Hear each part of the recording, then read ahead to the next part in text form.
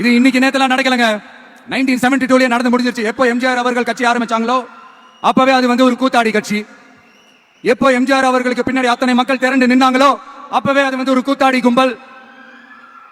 நடிகர் கட்சி நடிகர் கட்சின்னு சொன்ன ஒருத்தர் அதுக்கப்புறம் எம்ஜிஆர் கூடயே போய் சேர்ந்துட்டாரு.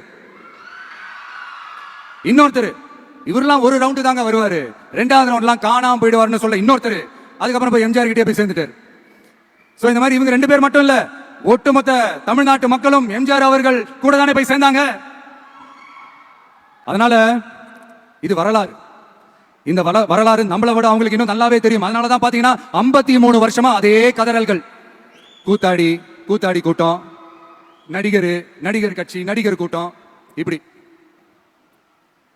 மர்மயோகின்ற ஒரு படத்துல அவருடைய கேரக்டர் பேர் வந்து கரிகாலன். அதுல ஒரு சூப்பர் டயலாக் ஒன்று சொல்லியிருப்பாரு.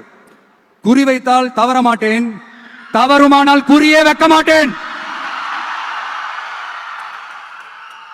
இதெல்லாம் யாருக்கு சொல்றோம் எதுக்கு சொல்றோம்னு புரிய வேண்டியவங்களுக்கு புரிஞ்சா நல்லா இருக்கும்.